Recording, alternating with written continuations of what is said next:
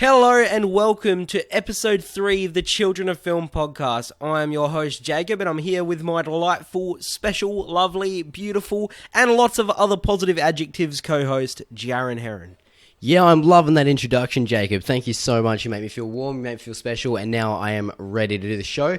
Sorry this has taken so long. The first week we were going to do it as usual, and I got sick and I literally couldn't talk. And then the next week, Jacob got sick and almost literally couldn't talk. And now basically we're together, we're in the same place. Still am sick. And we're in the same place, so we decided let's just nut this out.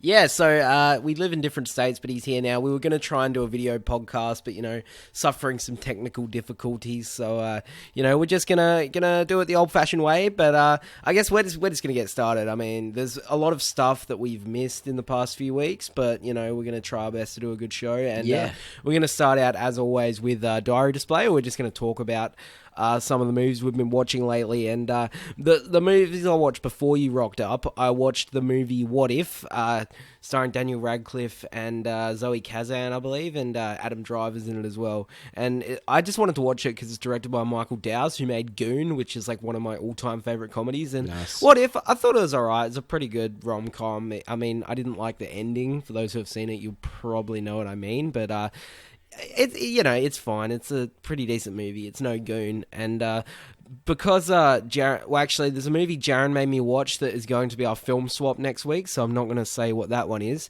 We watched The Iron Giant together, which was great. I'd never seen it before. Brad Bird is the fucking man. Brad, seriously, The Iron Giant will be up there as one of the greatest animated movies I've ever seen, because I'm not really much of an animation guy.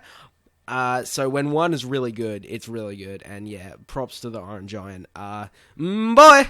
We watched Slow West, which is a movie I'm a huge fan of. And Michael Fassbender, Cody Smith-McPhee. It's a slow burner Western. I really like...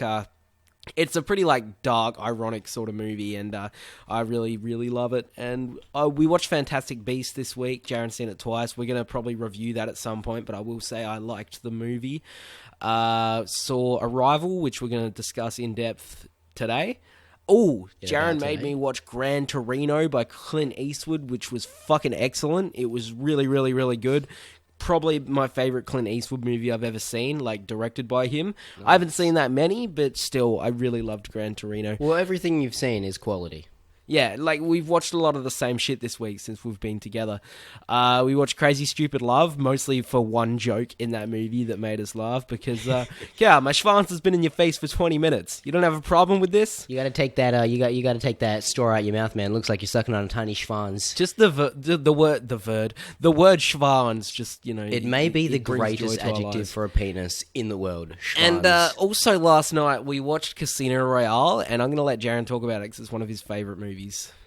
Alright, so shall I get on to my display of the old diary? Before I rocked up at your doorstep, I watched the Coen Brothers' No Country for Old Men, which I thought was really great. It was a slow burn. It basically, tipped the Western genre on the outside, how, the irony of the no gunfight and stuff like spoilers, how the hero just shows up dead, there's no gunfight, the stuff like that. It was so great. I really enjoyed it. I gave that 4.5. I watched Doctor Strange at the cinema again because my brother wanted to see it with me. Still such a great movie. Went from 4.5 down to 4 when I saw it again, because the replay value is not as great as some other Marvel movies, but still a really, really solid, really solid entry into the Marvel movies, especially for an origin story. I watched Forgetting Sarah Marshall, my favorite comedy of all time, or up there, definitely top 3.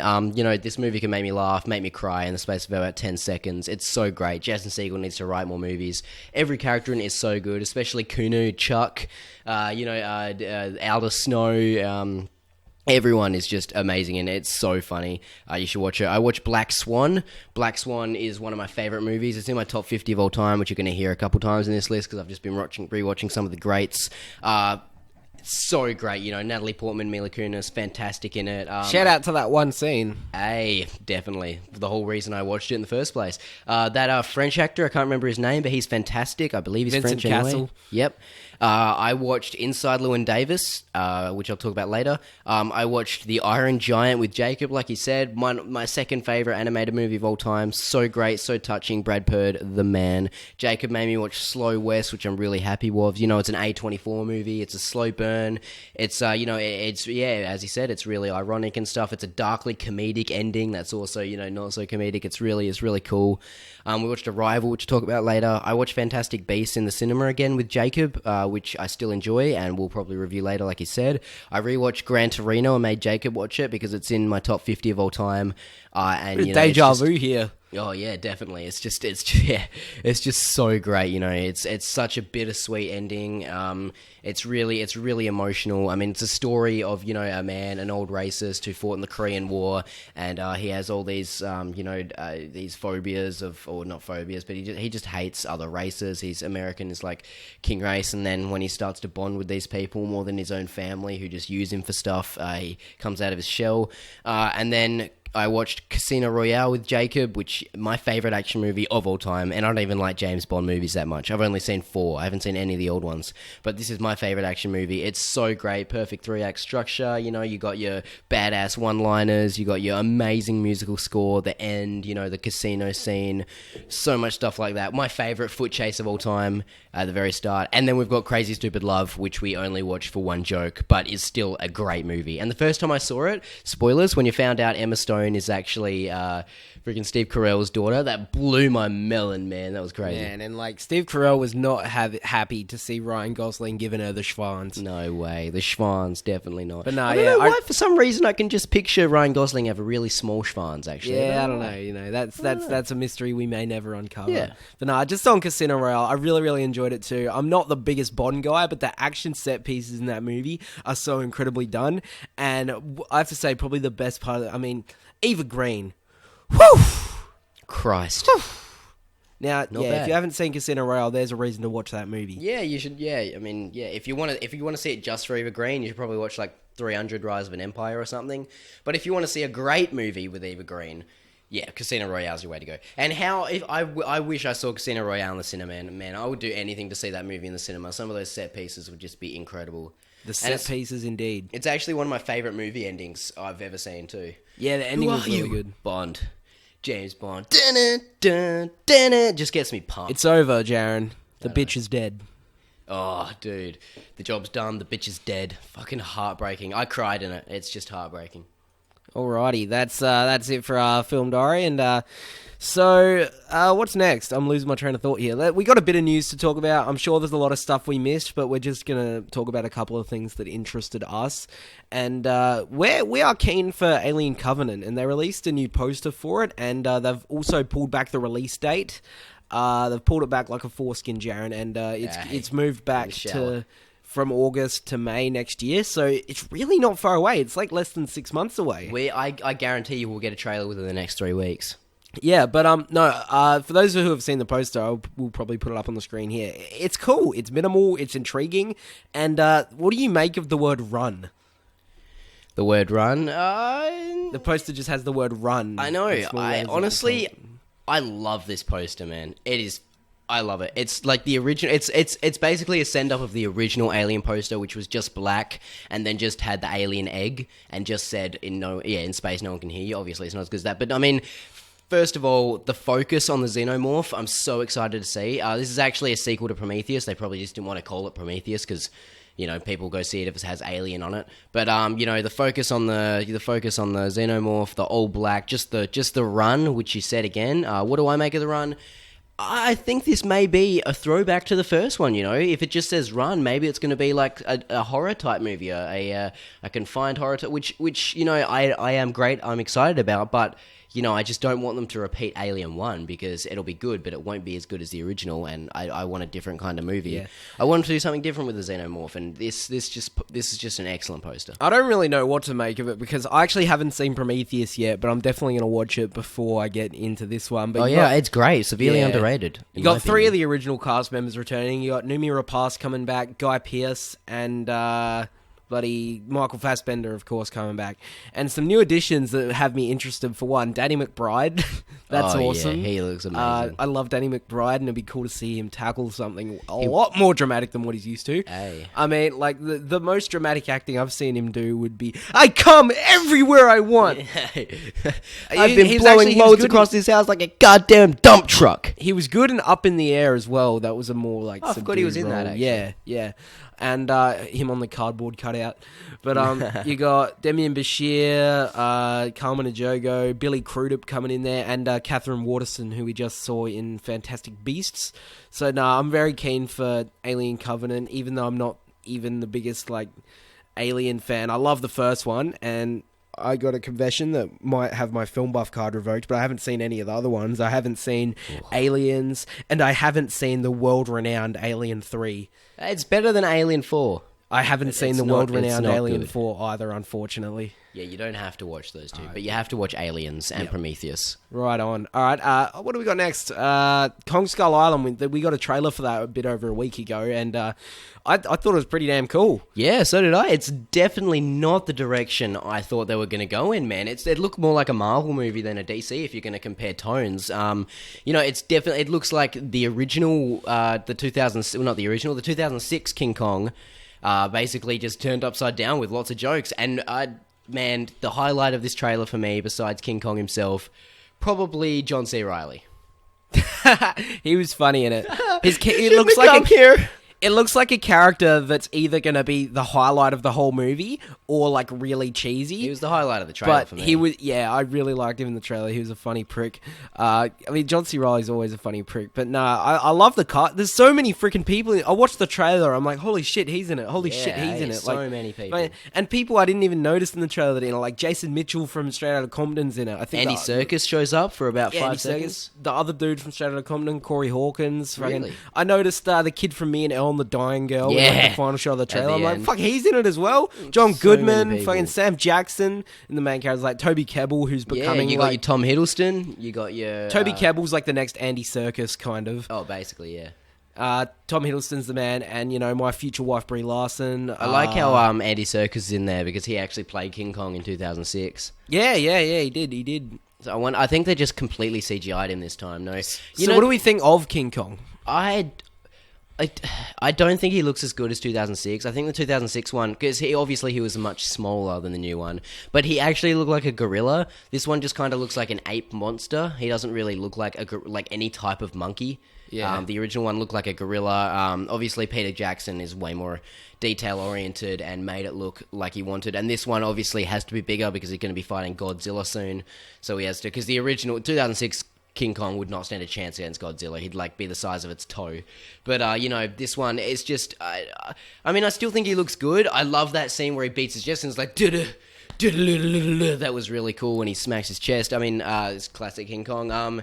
Honestly, when this was announced, I didn't even think King Kong would be in it, and this whole trailer was King Kong oriented, so it looks like he's going to be in it. And it was really cool how they're going in a different direction. In the original one, they come to this island, and King Kong's this menace. In this one, King Kong's the king. He keeps everyone fed. He keeps everything in order, and basically, John C. Reilly's like, he's a great king. We really love him, and yeah.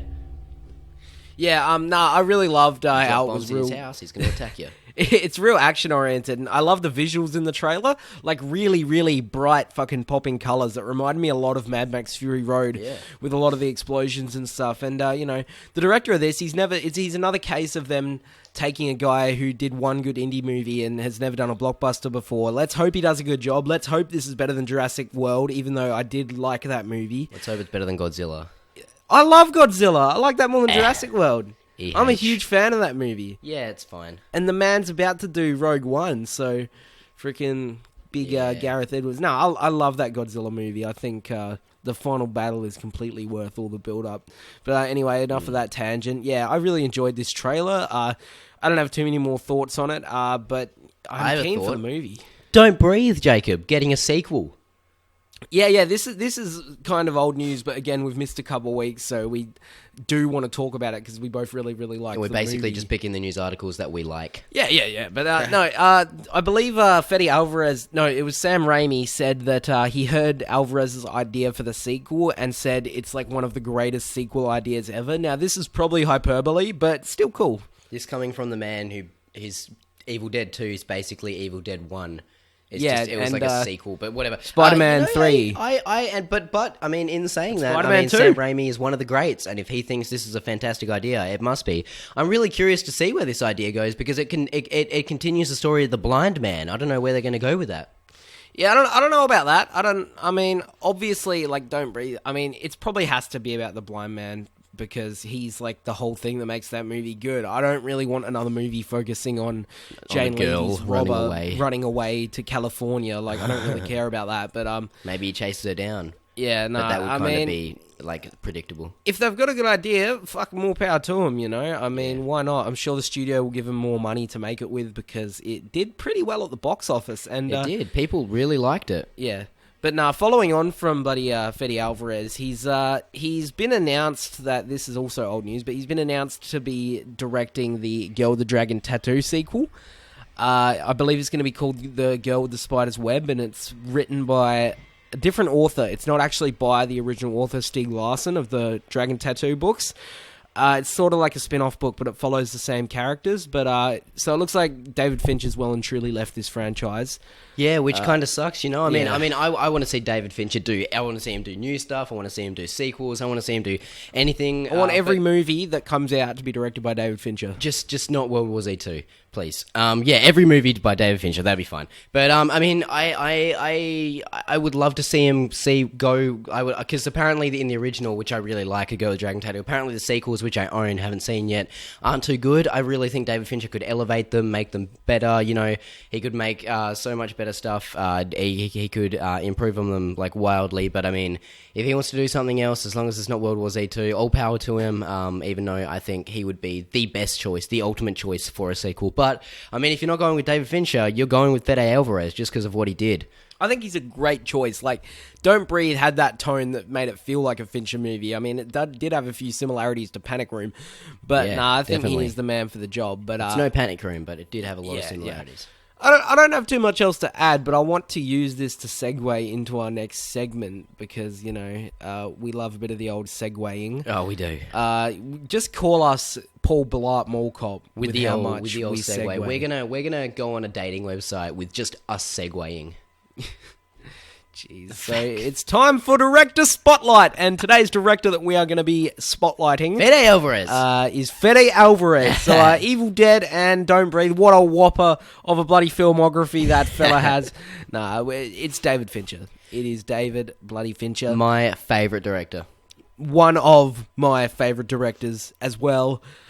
He's the man. Yeah, he is the ultimate. And so let's just jump right into this. David Fincher. He started out doing all music videos and stuff. He did. He started out. He won some awards for him too. Like he was one of the biggest names in music video directing. Everybody wanted a piece of him. Yeah, he actually started out with lighting, and then like you said, he moved on to the video directing, music videos for Madonna and stuff like that. He actually won lots of awards, like best music video, stuff like that. I think he won that twice, and he segued into his first feature film, Alien 3, which I'm not going to rant about because it was just, it's not his film. He left halfway through, the studio fucked him. After he said that he would rather never make a film again than make another film for a studio, which just shows you how much. Which is why I hope Brad Pitt doesn't convince him to do World War Z 2. Yeah, don't listen to Brad Pitt. Anyway, that led him to go indie for his first feature film, Seven, starring Brad Pitt and Morgan Freeman. Seven as it's spelled. C7N, yes. It also started the titles having numbers in them. Take 3 in. Yeah, exactly. Fuck that movie. Seven. Yeah, it's basically a serial killer movie. It's fiction, and it's about Brad Pitt and Morgan Freeman hunting down a serial killer who kills people according to the 7 deadly sins. Jacob, what do you think of the movie? Dude, Seven is one of the ultimate bloody detective thrillers. It's one of my favourite genres of film. just people trying to figure out this mystery case. And Seven brings in Fincher's trademark fuck-uppedness. Yeah. Because Seven is a fucked up movie. It's really, really God. bloody disturbing. There's a fat guy who's forced to eat himself to death. There's a bloody someone gets about the guy on the put a hospital knife bed? strap on dildo and gets forced to fuck a person. Like There's a guy who's left on the bed, who's left strapped to a bed for 3 years, and he's got the drip attached to him, just enough nutrition to keep him alive. Where basically to the point where apparently if you shined a torch in his eyes, he would die. He's that much. And Yeah. Doesn't he Christ. steal his fingerprints and everything? Because Jesus. Spacey is John Doe, is a great villain, and he doesn't even appear in the movie until the third act. And it's fantastic, and he's, it's got that classic ending. What's in the box? It's just a great movie from start to finish. It's a wild ride. It's not what you would expect. When you think the movie's ending, like it comes out of nowhere. Like they're hunting Kevin Spacey down. It's mid-hunt, and he just gives himself up, and it really throws you. It's like what is going on? Why would he do this? And it's just an incredible movie, and it's one of my favorites. It's actually my second favorite Fincher film. One of my favorite detective thrillers too. You're going to hear that a lot just because he is my favorite director and makes Seven is one hell of a directorial debut, because Alien 3 does not count because that it doesn't. It just doesn't. So then he made The Game, which you're wrong. That's the only Fincher movie that I haven't seen at all. Christ. So what do you think of The Game? Yeah, I think The Game's great. The Game is basically, it's about a guy and he has a brother, and it's basically like the 2016 Netflix movie Rebirth. A guy, his brother comes out of nowhere, his life's just in a gutter, he's just doing the same old thing as guys, and he's like, you should play this game, it'll turn your life upside down. And it basically does, and basically he gets repossessed, all his stuff gets fucked up, he starts going on a tangent, Tread lightly with the spoilers, I haven't seen it. Yeah, his life gets turned upside down, and it forces his hand to commit something that he never thought he'd do, and it's just crazy, It's an insane movie. It's not his best. It's actually my least favorite. In saying that, it's still a 4 out of 5 from me. I feel like this may have been better in a Spielberg hands or something, because it's not really a dark Fincher type movie, but I mean, it's still a great movie. I still really enjoy it. It's a fun suspense mystery movie, and 4 out of 5 for me. The Game. It's not your first on your to watch list, but if you're going to watch David Fincher movies, you have to watch all of them because they're all good, and you have to watch The Game. And then 1999 is the ultimate edgy college bro movie. Frat Boys. It's Fight Club. Fuck it, it's Fight Club. You knew it was always gonna be fucking Fight Club. Oh, such a good movie, man. The mind fuck in this movie is crazy. Jacob, do you want to give the plot description for this one? Plot description: Edward Norton plays the narrator, an unnamed character who's bloody obsessed with buying a bunch of IKEA products. He loves his IKEA products because the movie is a commentary on consumerism and how, you are not the shit you buy. You are the all singing, all dancing crap of the world, Jared. Jacob, we buy stuff we don't need for people we don't like. See, I just bloody butchered the quote, but I did. And he meets Tyler Durden, played by Brad Pitt, a guy, and they start fighting. Just beating each other up, and it's about all these dudes, and they just start joining this fight club because they want to feel alive again, and that's how they feel alive again, by beating each other up. And then it devolves into Project Mayhem, where they start planning domestic terrorist attacks against banking agencies and stuff to try and free people's money. It's like an anarchist movie. And then there's of course the twist where it came out 17 years ago, and if you haven't seen it, you spoiler alert, but come on, it's Fight Club. Yeah, I mean, Tyler Durden and the narrator are the same fucking guy.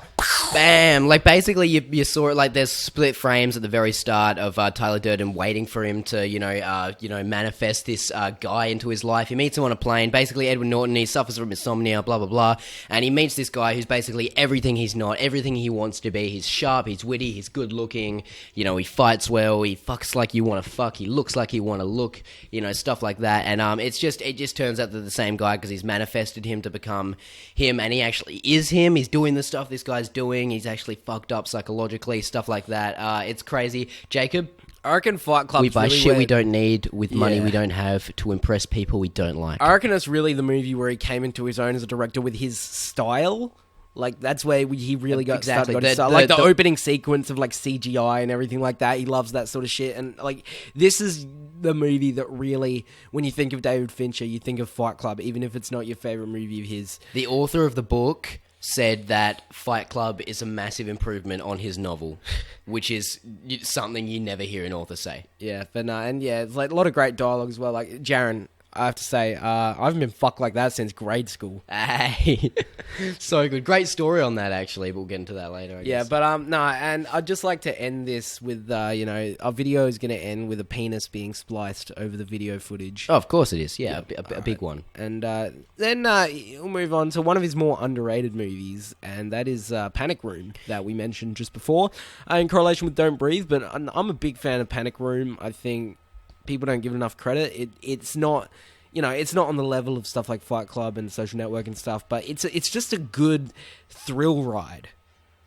It is, it's basically, like you said, it's basically Don't Breathe, but, obviously not that horror. It's more thriller than horror. It's basically, 3 guys break into this apartment where a mother and a daughter have just moved in, and they have to run into their panic room, and it takes place basically all in this one building. Jared Leto, Forrest Whitaker. Jared Leto with cornrows, man. It's fantastic. This is basically the role that got him the Joker, because he's psycho and he has cornrows, and, it's great. Little Kristen Stewart, Jodie Foster. It's just...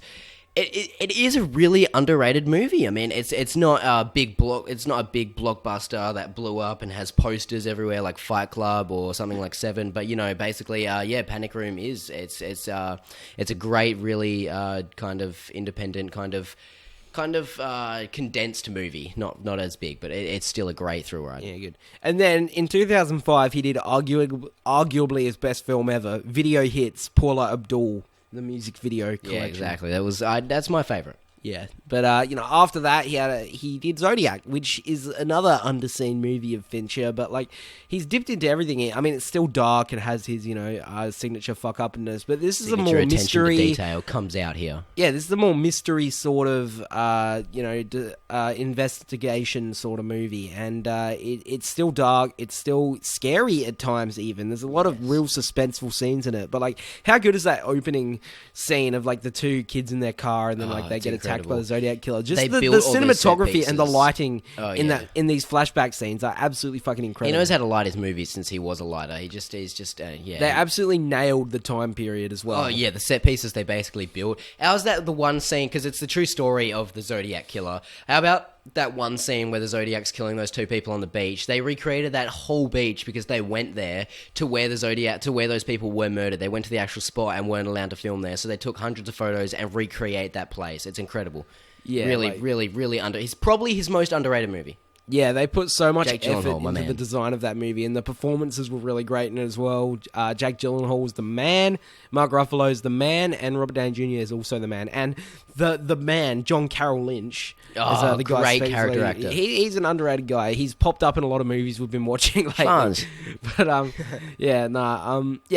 that's fucking Zodiac. Curious Case of Benjamin Button. That's a movie I saw when I was a kid, and I don't really remember much from it. But his most Oscar garnered movie, I believe, or second. Yeah, but what do you think of that one? Oh, it's basically it fucked won up 3 Forrest Oscars, Gump, by the way. Yeah, it's basically fucked up Forrest Gump. He was nominated for director, it was nominated for picture, cinematography, visual effects. It is a fantastic movie, honestly, in my opinion. People think it's kind of the lesser Fincher movie, which, I would agree with, but that's kind of saying, it's shut up.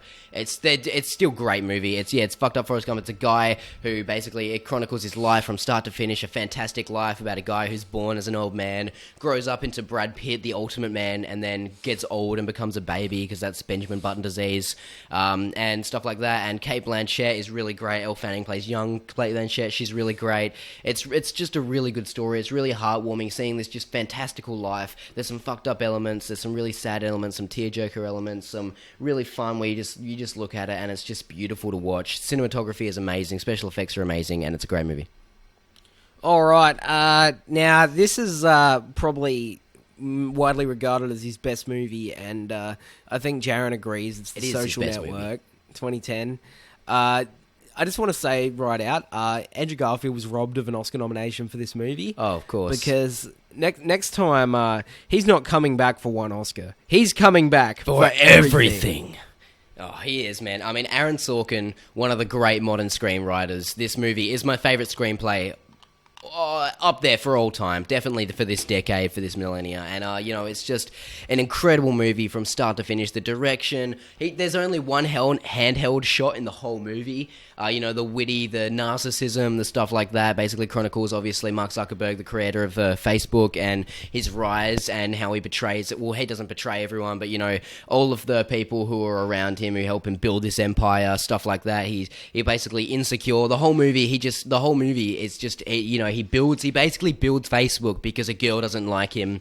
He's insecure. He wants to join these clubs. Andrew Garfield gets into one, so he kind of pushes him away. He pushes everyone away because he's an insecure kid, and it's actually really heartbreaking when you look at it like that. And he's also hilarious, funny as fuck, a witty screenplay, great performances all around. It's a fantastic movie. My favourite. Yeah, I mean, I like it more every time I watch it. I've probably seen it about 3 or 4 times. My second favourite movie of all time. Every time I watch it, I like it more. It grows on you. There's a lot of stuff that you notice. And yeah, it's one of the best. Girl with the Dragon Tattoo, another one I watched pretty recently. Major. I mean, I'm mostly letting Jaron take the lead on this topic because David Fincher is his wheelhouse, but I'm also a huge fan. But now, Girl with the Dragon Tattoo stars Rooney Mara and Daniel Craig as she's like this hacker, and Craig's like what does his character do? I can't even remember. Well, Daniel Craig is a journalist, and basically he finds out this guy is doing something really bad, and he tries to expose him, but he tries to expose him with no evidence, and that basically gets laughed out of the business. He gets fired. He goes on leave, and he goes, and since he's a journalist and he finds out about this, and basically he's right, this person hires him to find his granddaughter who went missing, 40 years ago, and, he gives him all the stuff. He takes him down to Switzerland, sets him up, and the girl with the dragon tattoo, who's this hacker, also gets hired to come and help him, and it's a thrill ride. It's the mystery thrill ride. Yeah, it's one of his darker movies, and, that's saying something, because it's David Fincher.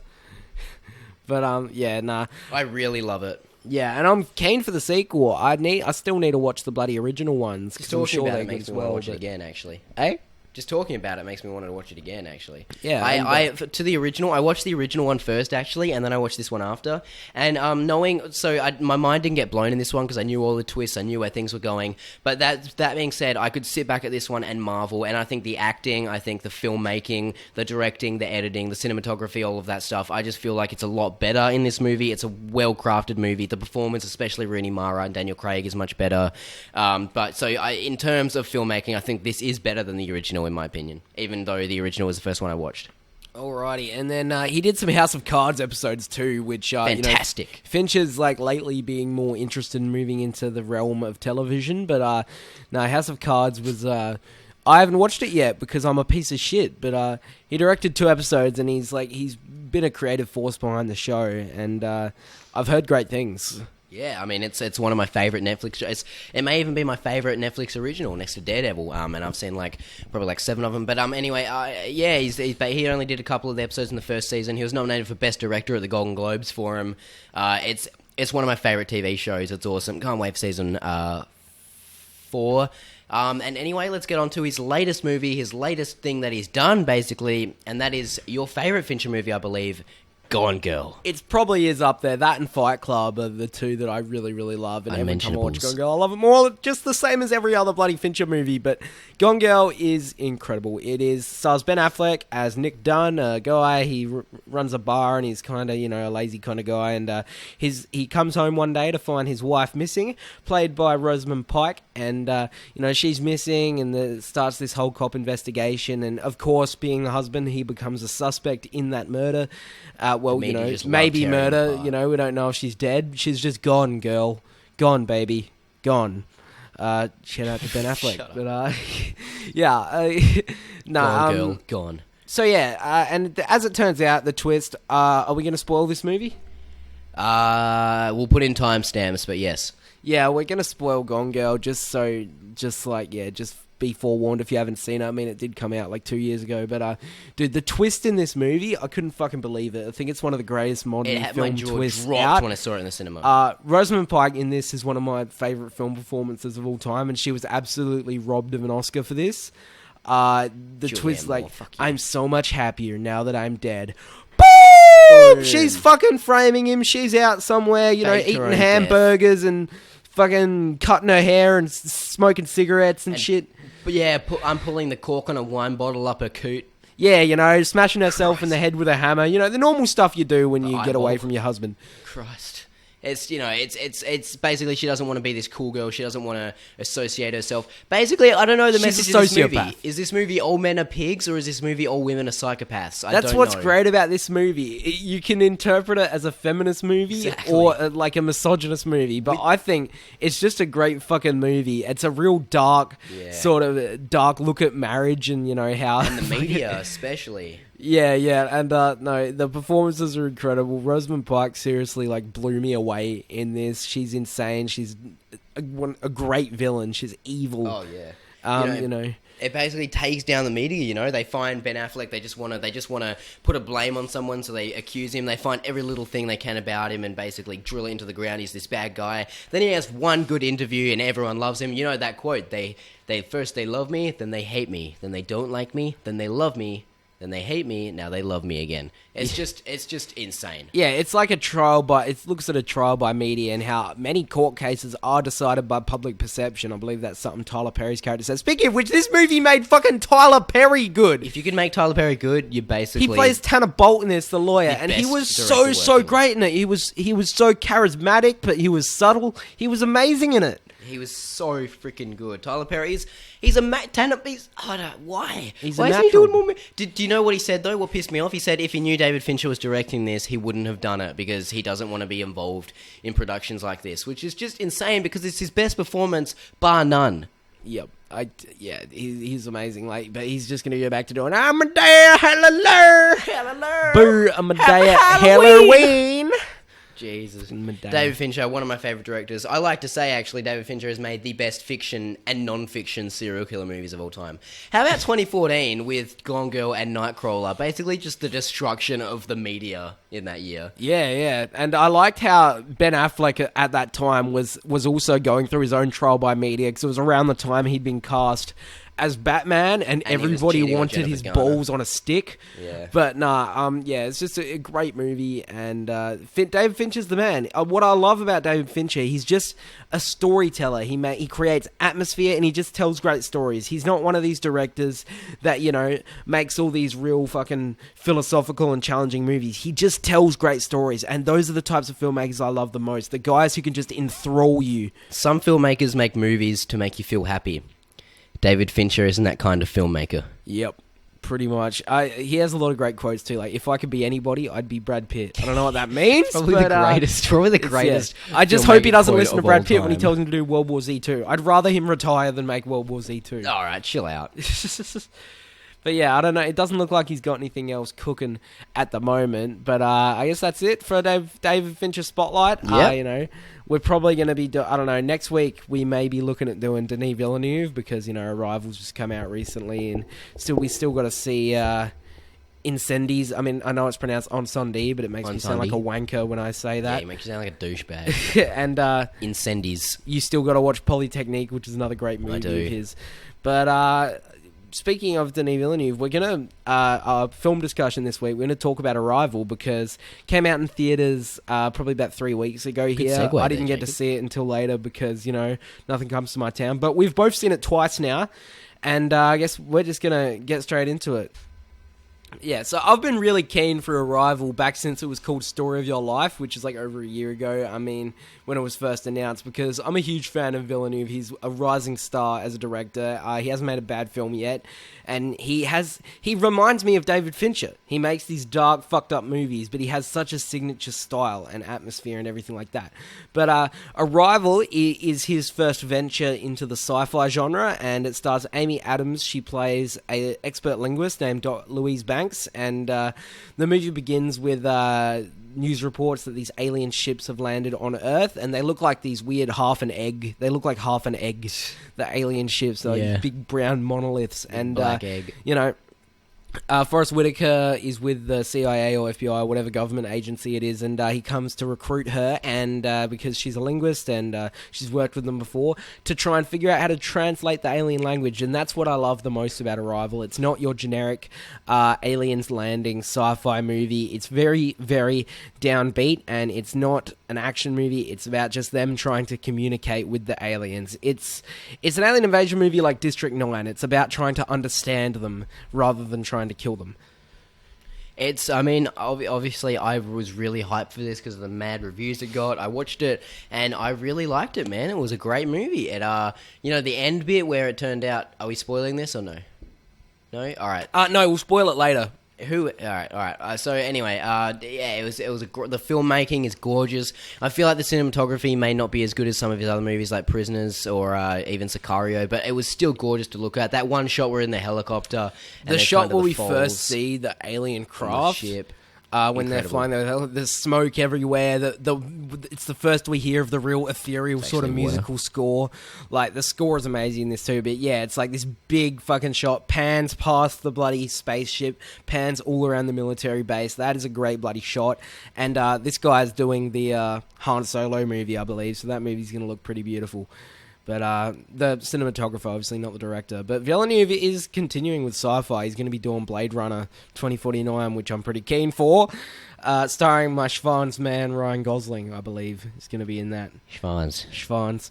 But nah, Arrival, it's a human story, really. It is...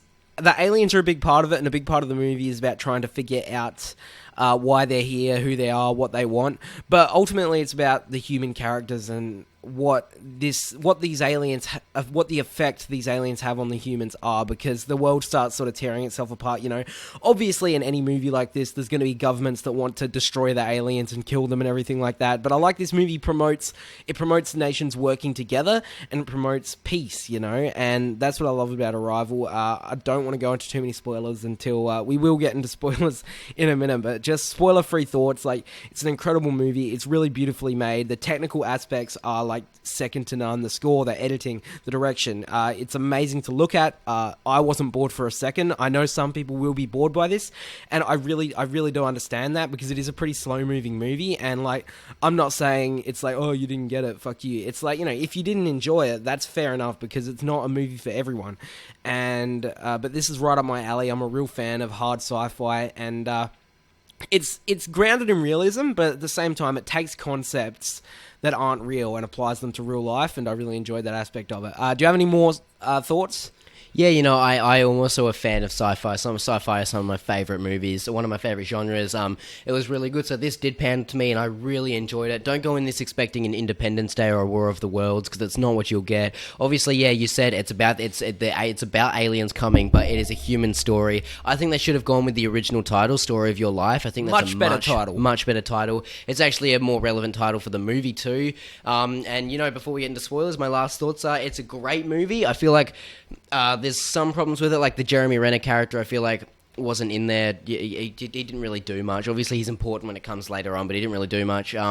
It's just a really well-crafted movie, great screenplay, great visuals, stuff like that, and I really liked it.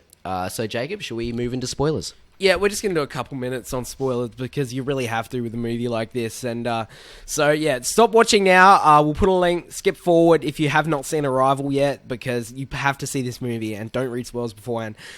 We've got another Interstellar on our hands. We've got some time travel coming up in this bitch. And, it's... basically, the aliens are here to give them a gift, and that gift is of their language, and their language is non-linear. It's all in these circular logograms that... There's actually a theory given as kind of a... it's given earlier on in the movie, saying that, sometimes when you learn different languages, you start to perceive things differently through that language, and that was a... What is it even called? The Sapir-Whorf theory. Yeah. And yeah, like the two of the characters have a conversation about it early in the movie. But yeah, their language is like non-linear. It can be written the same left and right, and it's in a circle. And basically, the gift is once you understand this language, it rewires your brain to perceive time differently because the aliens do not perceive time. They are experiencing every moment of their life simultaneously, and as Amy Adams starts to learn this language more, she starts to have these visions of her and her daughter, and the whole movie you think these are flashbacks. But as she starts learning the language, she has more of them, and she, the first time you watch, you're like, oh yeah, they're flashbacks. She's in pain, and then the second time you watch it, you see these visions and her reactions to them, and it's like, yeah, she's confused. She doesn't know what this is, and finally, when she has this confrontation with the alien, she gets inside the spaceship, and she's like, who is the child? And you're like, oh, what is this then? Are they planting these visions in her head? And she has this conversation with the alien. It's like, Louise has weapon. Louise sees future. And the gift is the language. Because the aliens need help in 3,000 years. They don't tell us what this is. It doesn't really matter what this is, but they give the humans the language to understand time. So, as far as we know, Amy Adams' character is the only one who can do this yet. But I think she's going to teach the rest of humans so that everyone will learn. I think that's how they ended it, definitely.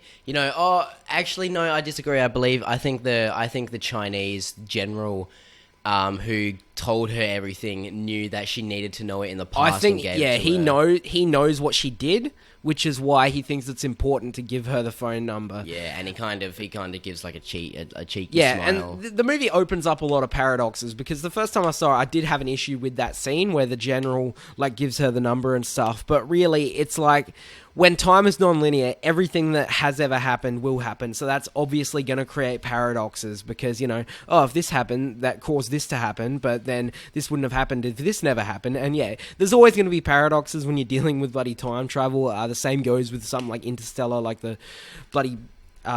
whatever it's called. I'm not very smart. I just like to watch the book movies. Dimension. Yeah, but no. I really, really love the ending of this movie, even more so the second time. I think it's a real big cerebral emotional experience, and obviously we find out that Jeremy Renner's her husband, and he leaves her after she reveals to him that she knew the whole time that their child was going to die. And I think that it begs you the question, what would you do if you knew everything that was ever going to happen in your life and could never change it? And this is an optimistic movie, but at the same time, I think it has a depressing message at the end of determinism, where there's no free will anymore. You can't change what's going to happen. And so that's pretty much all I've got to say on Arrival. It's my favourite movie of the year. I give it a 10 out of 10 after seeing it twice and processing it. I absolutely love it. And if you haven't seen Arrival, I'd really, really recommend it. Yeah, after seeing it again and processing it, I actually liked it more. It went up more on my list. I believe it's about 15th on my list. I've seen about 80 movies, so it's really good. I'm giving it an 8 out of 10, I have a 4 out of 5. I really enjoyed it. Couple nitpicks, but besides that, I really, really enjoyed it. I don't think it's some masterpiece people are hailing it to be, but I think it is a solid sci-fi film. Probably the best we've had this year. Yeah, there hasn't been too many sci-fi movies out this year, have there? There haven't. But there's always the one big one every year. Interstellar, Gravity, The Martian, stuff like that. Yeah, so, anyway. I don't know what my favourite would be out of that lot. I mean, the more I think about it, I really, really love The Martian. That is such a fun movie. Mine's probably Interstellar, but I love The Martian too. This would probably be third. But, over Gravity. Yeah, and I love Gravity. I don't get why everybody hates Gravity now. It's a friggin' technical fucking masterpiece. Oh, it's a technical masterpiece. I don't think there's much meat to it, but it is a technical masterpiece. But yeah, that's it for Arrival. I mean, we're already run over time, but we'll nut this out. We'll nut it out good. Going back to Diary Display. Real quick, we're going to do our weekly film swap, which is where each week we give each other a film that we want to make the other watch, and then, discuss them. So... you can go first if you want. The movie I gave you, it's we were talking about it, and we were talking about coming-of-age movies and stuff like that, and then I learned that Jaron had never seen The Breakfast Club, and that blew my mind. So, Jaron, watched The Breakfast Club, and what did we think of it? Yeah, well, The Breakfast Club is a John Hughes classic. It's basically 5 high school students, all different stereotypes, meet in detention, where, they pour their hearts out to each other after smoking a fuckload of weed and discover they have a lot more in common than they thought, and it's basically, it is your 5 stereotypes in high school, your jock, your basket case, as they call it, your nerd, your princess, and the whatever else, the other one, the weird one. And basically, you know, it's all them coming together, realizing, you know, they do have a lot more in common. It's all these people, you know, they're not. When we're in high school, we see people and we group people into these things, but we're all human. We all have kind of a same story. We can all relate to each other, and it's these people coming really close together. And it's just a great, uplifting movie about people, you know, learning more about life and who they are. And it's just, it really is a fantastic movie. Yeah. All right. So out of the 5 Breakfast Clubbers, which one are you? Well, I don't want to pull my own chain or anything, but I did do sport all through high school, and I'm not. And you fucked the bitches. I'm not up myself, but I got a lot of bitches, and I'm pretty fucking ripped. So I'd probably be the jock. In saying that, you could probably call me a basket case, but I would probably say I'm a jock or a princess because I'm pretty bloody beautiful too. Jacob, who would you be? I mean, unfortunately, I'm probably Brian. I mean, the brain. I'm not smart, but like him, I was very shy and awkward in high school, so I guess I gotta go with that. And I'm like the basket case in that I too suffered from dandruff. Yeah. So, I didn't make artwork with it, but yeah. I'm basically a solid combination of Emilio Estevez, Judd Nelson, and Molly Ringwald. So all the best characters. Yes, yeah. I mean, I'm not up myself, but I'm probably the best person in the world. Yeah, so what did you get me to watch? This week, when we were on Coming of Age movies too, I gave you to watch a Coming of Age movie not many people have seen, but it's one of my favourite movies that delve into, you know, black culture, and that is Boyz n the Hood. Jacob, take it away. Boyz n the Hood, it was John Singleton's directorial debut, and stars Cuba Gooding Jr. as this kid. Don't remember his name because it's been like a week and a half since I watched it. Trey, that's the one. And his friend Ice Cube, his name's Doughboy, and his dad, played by Lawrence Fishburne, who I thought was really fucking good in it. His character has probably the best name in the movie, Furious Styles. Oh, it's the greatest movie character name of all time. Nah, Boyz n the Hood, and yeah, it follows this kid's childhood about how he has to go live with his dad, and then when they're all teenagers, and it just looks at a lot of the violence in the ghetto of Los Angeles, like, you know, like Crenshaw and everything like that, and, you know, it looks at a lot of these issues. Now, I actually went into this movie expecting a comedy, and boy, was I fucking wrong. Jesus Christ. Rip. Like, I just say, oh, Ice Cube's in it, you know? It's like, well, it's going to be like funny sort of adventure movie, but no, God, no. This movie is heartbreaking. It's very, very, like, yeah, it's a really, really good commentary on, obviously I can't relate to the circumstances, but it shines a light on what a lot of these kids had to fucking go through. And there's some really heartbreaking moments with Ice Cube's character Doughboy when they, like, their friend Ricky gets killed in a drive-by, and so to go get revenge, there's this really, really crazy, like, this really beautiful wide shot where he guns down all 3 of these dudes, and it's like, yeah, he got his revenge, but Ricky had the ticket, man. He was out of here. At what fucking cost, you know? And Singleton said he was always a big fan of westerns and inspired by them. And I think that shot really, really felt like something out of a western. But no, Boyz n the Hood's a really, really fucking hard-hitting drama, and yeah, don't go into it expecting a comedy like I did, because I knew nothing about this movie, but fuck, Ice Cube can act, can't he? Oh, he's fantastic, and it's my favourite performance of his. He's just incredible, man. Yeah, he was really good in this movie especially hits hard because basically Trey is just an insight, our view on these two, the massive stereotype, like the jock, and the gangster, which is your stereotype, and his brother, obviously Ricky, is the one. He's got, as I say, he's got the ticket, man. He's out of there. He's got a child. He's gonna go to college. He's gonna play ball. He's a fucking amazing footballer. He's gonna be up there. He doesn't do anything wrong. Doesn't get into gang fights. Doesn't smoke. Barely drinks. You know, he's the ultimate, man. He's gonna become something big. He's gonna do his family proud. And because of Ice Cube getting into gang related incidents, he gets gunned down, and it is heartbreaking to watch. Yeah, so that's Boyz n the Hood. 2 great coming-of-age movies, and, you know, one of our fucking traditional fucking beautiful segues, we're going to talk about our weekly top 5, and that is our top 5 favourite coming-of-age movies. Now, we've both got our own list, but real quick, I just want to knock off a few honourable mentions. Mud, Ferris Bueller's Day Off, another John Hughes classic. Pump Up the Volume, very, very underrated movie that you should watch. Animal Kingdom, my favourite Australian movie ever made.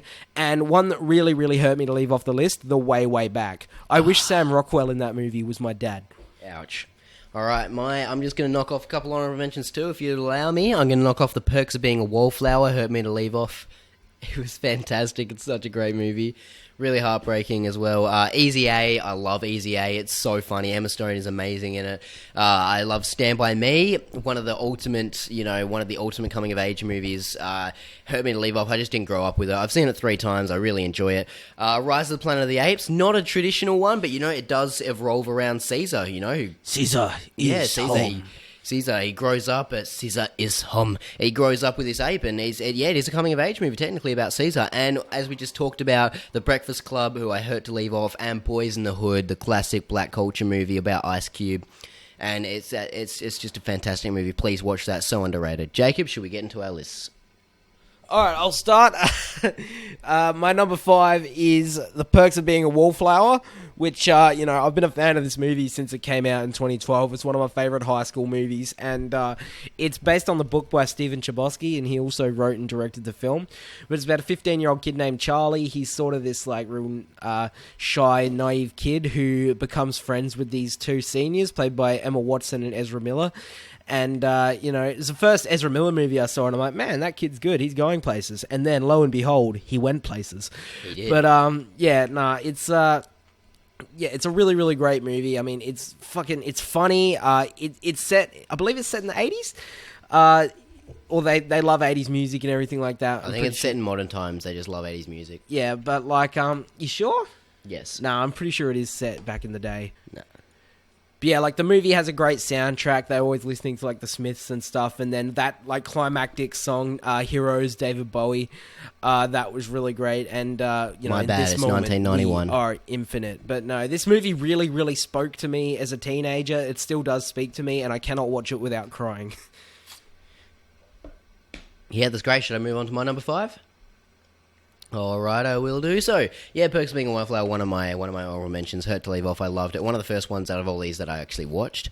My number 5 is a movie I just put in a few days ago because I just thought about it and I love it so much. Endlessly quotable, endlessly hilarious. Written by Seth Rogen and Evan Goldberg when they're in high school.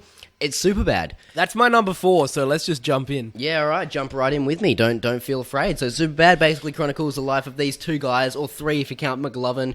Basically, McLovin gets a fake ID and they all go to buy alcohol for this party because Seth really wants to fuck Emma Stone, and he thinks that he will be able to if he buys alcohol for her party because she asked him to. And Michael Cera, amazing. She wants to fuck. She wants my dick in and around her mouth. She wants a pubic salad, and she wants some of Seth's own dressing. It's amazing. It is endlessly quotable. It's just hilarious. Seth Rogen, Bill Hader as these cops, so funny. He's the fastest kid alive. Oh, he is, and basically, yeah, and as they go to get alcohol, I'm not going to spoil the whole plot, but hilariosity ensues.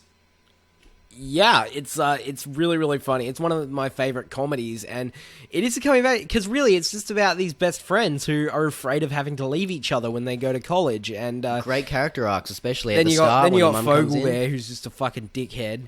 Yeah. I mean, why'd you choose McLovin? Well, it was between that and Muhammad. Why the fuck would it be between that and Muhammad? Just pick a normal fucking name. Muhammad's the most commonly name used on Earth. Jeez, pick up a book for once. That is one of the most iconic moments in a comedy, and just the character McLovin.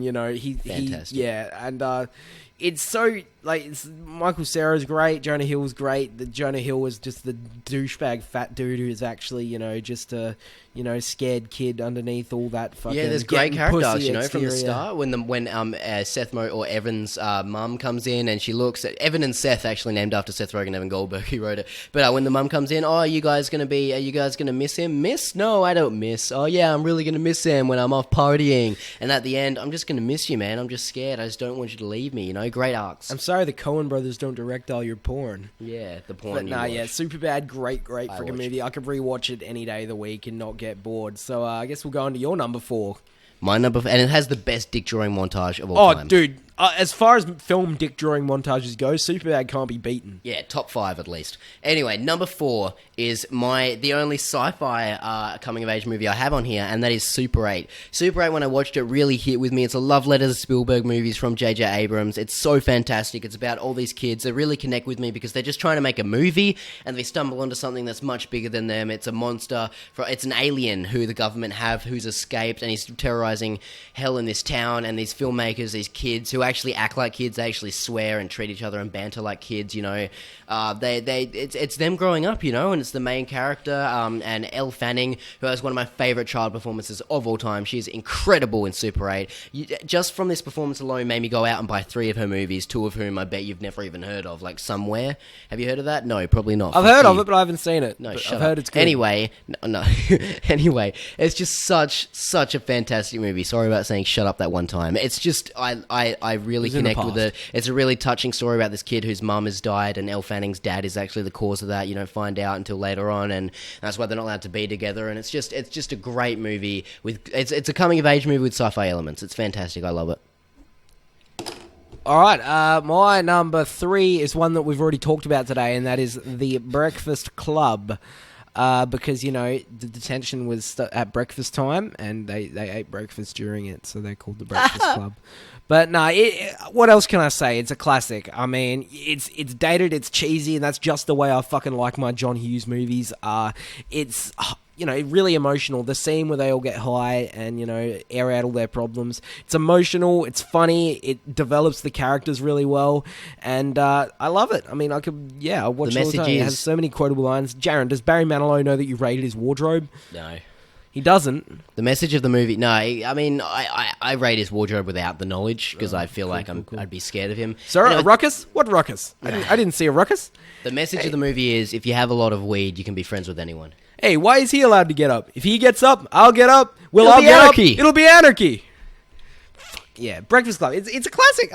I can't add anything else. What's your number 3? My number 3 is a coming of age movie that literally comes of age, and it's Boyhood. It's Richard Linklater's just incredible, like almost borderline masterpiece. You know, it was filmed over 12 years. You've heard people think it's a gimmick. You know, it was 12 over 12 years. Cool. You know, it doesn't have a story. Blah blah blah. It doesn't have to have a story. It's a coming of age movie about this kid growing up. It chronicles the life of these people.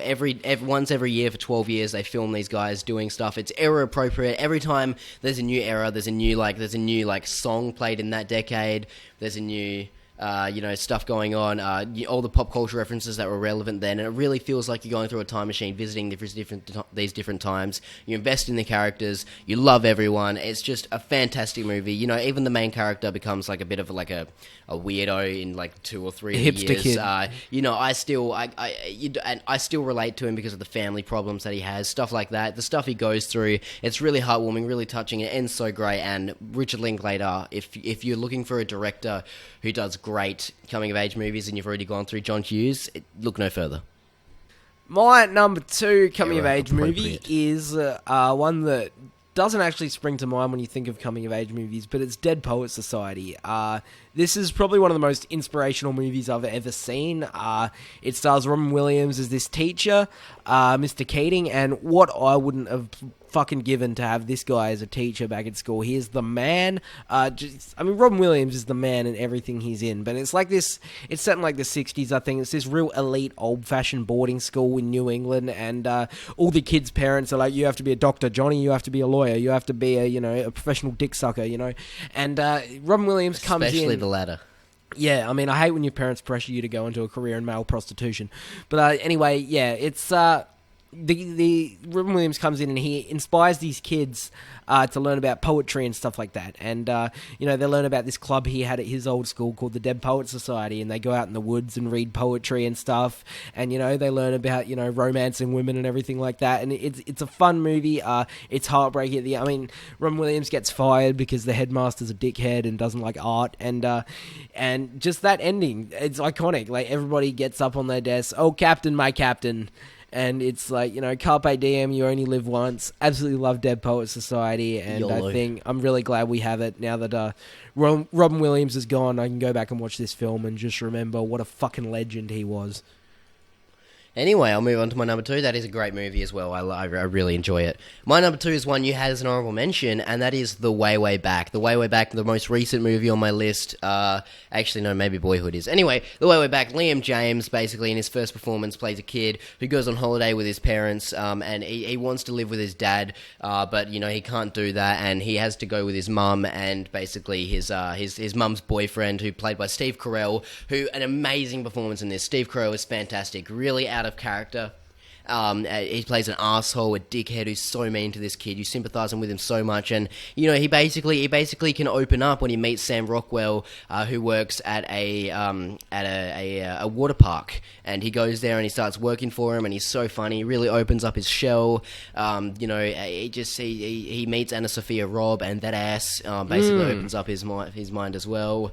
And she's 18, I checked, so that's not wrong to say. And you know, basically, it's just so touching. The ending is heartbreaking. There's that one scene where, spoilers, you find out that his dad doesn't want him. That's why he can't go live with his dad, and it is really heartbreaking. I cry every time. It's so devastating to watch. And you just watch this kid gets his dreams crushed, and you know, basically Sam Rockwell nurtures him, brings him back up. The great confrontation at the end. I'm a friend of the four. Yeah, the three or whatever it was. Yeah, I'm a big I've heard a lot from you from the four. I absolutely love that movie as well. It hurt not to put on. What the are you list. out of 10, Duncan? I can't what do you watch think that you are out of without 10? crying. I don't know. 8. Okay, I think you're a 4. No, is it 3? I think you're a 3. You don't go outside. You don't talk to your friends. You're a 3. Let's try and get that number up over the summer, okay, buddy? Jesus okay, Christ. okay, Fuck Duncan. You, Steve Carell. Fuck that guy. That was like Steve Carell's transition into becoming Oscar nominee Steve Carell. Oh yeah. He just like he came out and showed that he has something that we never thought he had. Because really, before this, he was just known for being in all these Apatow comedies and shit. Little Miss Sunshine was one of the outliers, but yes. yeah, he was known for just all these silly comedies, especially Anchormans and Your 40-Year-Old Virgins, which are all great movies. I love them, but this was the dramatic role. Yeah. So, all right, I guess I'll go on to my number one. If you know me, you know what it's going to be, and it is Stand By Me. Yes, I love my 1980s coming-of-age movies, but no, Stand By Me, I've loved this movie ever since I was a kid. It's my mum's favourite movie, so she made me watch it when I was pretty young, and I've probably seen this movie at least 10 times, and I absolutely love it. It's just like, it's childhood, you know? It's these 12-year-old kids, I mean, just the quote, you never have friends like the ones you did when you were 12. Jesus, does anyone? I sure don't. So these 4 kids played by bloody Will Wheaton, River Phoenix, Corey Feldman, Jerry O'Connell, and they go on an adventure to go find a dead body, and it's set in the whatever the town was called, Castle Rock or something, and it's set in the 60s, and you know it's all back when, you know, innocence was still alive, and they go out to try and discover this dead body, and then at the heart of it you got all Gordy's family dramas and everything. His brother was killed in a car crash, and his parents like just don't care about him. Like, it should have been you, Gordon. And River Phoenix is great as this kid who's seen as a criminal because his family, but really he's actually a good-hearted, smart kid who's just born into bad circumstances. And then you got the 2 goofballs. Guys, I brought a comb if we get on TV. What'd you bring a comb for, Vern? You don't even have any hair. I could quote this movie. You don't have any money, Vern? I brought the comb. 7 cents, Vern. I haven't found my pennies yet. And, you know, what's his name? Fucking Corey Feldman is like the psychopath Teddy. I will rip your head off and shut down your neck! Now, it's turned into me just quoting the movie rather than talking about it. But no, this is just a great fucking adventure movie with a sad ending, you know. River Phoenix's character, like, but ended up growing up to become a lawyer, but then died trying to stop a bar fight. And it's just like how you have these friendships when you're a kid, and it's like the most important thing in the world. But then one day, inevitably, sometimes they drift apart, and you know, they just become faces in the town. And, you know, I've had that happen with people in my real life. It's a really universal and relatable story. And, there's nothing better. Stand By Me. Jeron? There is one better. In your opinion. I would disagree. Anyway, this movie is one that may also not spring to mind when you think coming of age, but it is Good Will Hunting. Can we just take this moment to say Robin Williams is the man? He is the man. This is his best performance of all time in his career. He won an Oscar for it. It's his only Oscar, and he bloody deserved it. Good Will Hunting is the story of Matt Damon. He's a janitor. He's a no good. He's always in and out of jail. He's a delinquent. He's a janitor for a college. And whenever he walks past the mathematician, the mathematic classes, he always just there'll be boards and there'll be math equations that, you know, professors can't solve, and he'll just solve them without even thinking about them. He's literally a genius. He's a genius, he's a genius, and he's not doing anything with it. He's a delinquent. He's got lots of family problems because he's an orphan. He grew up through the system, and basically he goes to jail. He gets into a fight and goes to jail, and the only way he can come out after the professors find out that he's actually been the one solving these math problems is if he goes and does some, is it psychiatry? No, it's Therapy? Is if he does some therapy, with a seasoned therapist known as the man Robin Williams, and he's this Robin Williams, and he basically sits down. He learns a lot from Robin Williams. Robin Williams even learns a lot from him. He earns to open up, get over his wife who he loved. My wife who used died to a while fight in her ago. sleep. It was crazy. You married the wrong girl, didn't you? Your wife, she fucked around. When he grabbed him by the throat, you say one more bad thing about my wife, son, I'll kill you. I'll kill you right here, you hear? I'll slit your throat. It's amazing, His best friend's Ben Affleck. All his friends. It's really touching how all his friends. They are dickheads, but they know that he's got a gift. They want to get him out of there. For his 19th birthday, they buy him a car so he can leave, so he can get out of there. If you're still here when I'm 30, then it's an insult to all of us, and I'll have to beat the shit out of you. He has to get out of there. I have to go see about a girl, Jacob. He leaves. He comes out of his shell. Robin Williams opens him up. There's that one scene where truly his heart breaks. Where every single time. Jaron, it's not your fault. Don't say that, man. Not you. Not you. It's not your fault. I trusted you. Don't you fucking do this to me, man. It's not your fault. Don't fuck with me, man. Not you. Not you. Yeah, it's one of the most emotional scenes in cinema history. In my opinion, Good Will Hunting. It's incredible. It gets me to cry every time. It's so funny. How you like them apples? It's just incredible. Good Will Hunting. Please go see it. Honestly, it will open your eyes. It is amazing. Ben Affleck is so good. Matt Damon is so good. Robin Williams is perfection. Everyone is so amazing in it. Stellan Skarsgård, really, really underrated, subtle, and it's just an incredible movie. Honestly, I would encourage everyone who hasn't seen this to go watch it. Yeah, great movie as well. I really love it. Didn't quite make my list, but it is bloody fucking good. I guess that's it for our show, isn't it? Yeah, that is. We're at about an hour and 10 minutes, so that's not too bad. Yeah, not as bad as we have gone. So. Yeah, I just want to say thanks for listening, everyone, as always. Chuck a comment, chuck a like. We've been a little inconsistent because we both have terrible immune systems, but we're going to hope to get back to a bit of consistency and, some other stuff. But so tell us what you want to see, stuff like that. Thank you again for watching. Even if only you watched even one section of this video, it all really helps. Tell us stuff like that. So thanks for listening, guys. Nothing else you want to add? Go watch Brooklyn Nine-Nine right now. It's on Netflix. Thanks, guys. Have a good one. Thanks for listening. As always, check out my main channel, Inside Jacob's Mind. I'll put a link for that in the description. Follow us both on Letterboxd. And don't forget to subscribe to us because we are people who upload content at a reasonably consistent rate. Regularly, I guess. So, subscribe, I guess, if you want. You don't have to live your life. You're a human being. Carpe diem, who makes choices. Yeah, just do what you want. Thanks, guys, for listening. Have a good one.